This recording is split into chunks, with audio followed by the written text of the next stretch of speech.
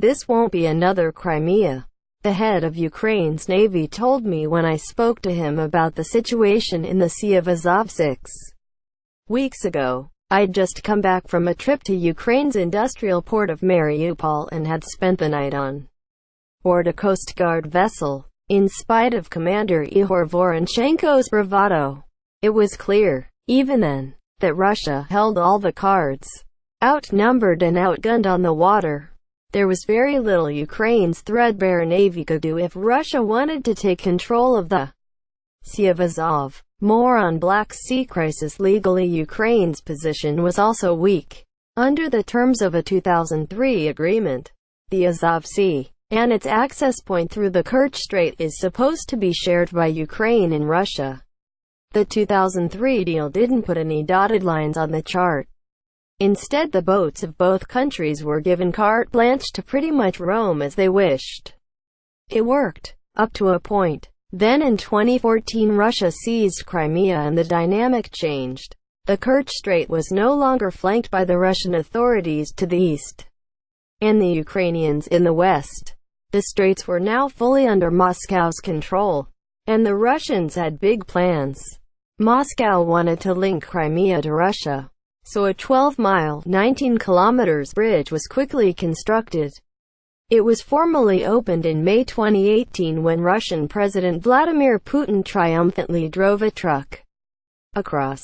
The bridge was bad news for eastern Ukraine.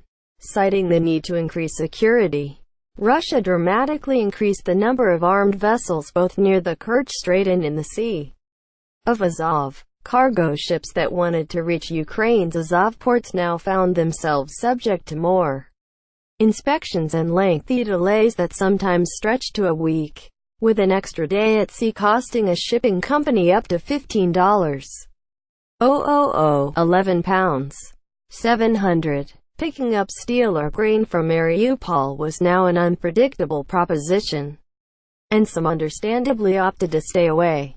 Ukraine began complaining that it was facing an economic blockade, and that Russia was in breach of the 2003 sharing agreement.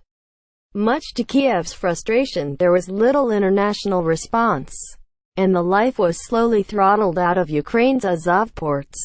The cranes that peer down onto Mariupol's docks stood idle and the port workers were put on a 4-day week. When we visited in October, there were just 3 cargo ships in dock.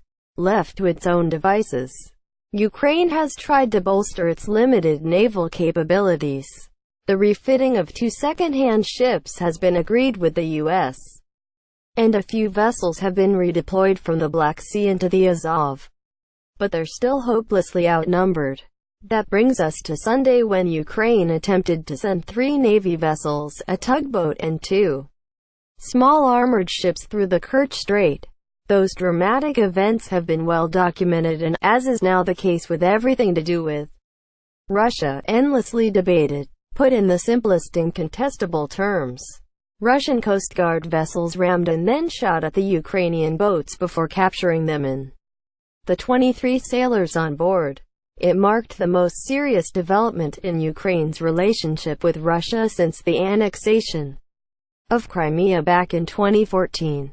On Monday evening, 24 hours after he lost 3 of his boats and nearly 24 men, CDR Voronchenko dropped by the BBC office in Kiev for another chat.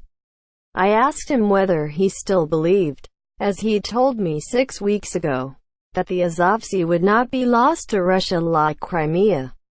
There was no certainty this time.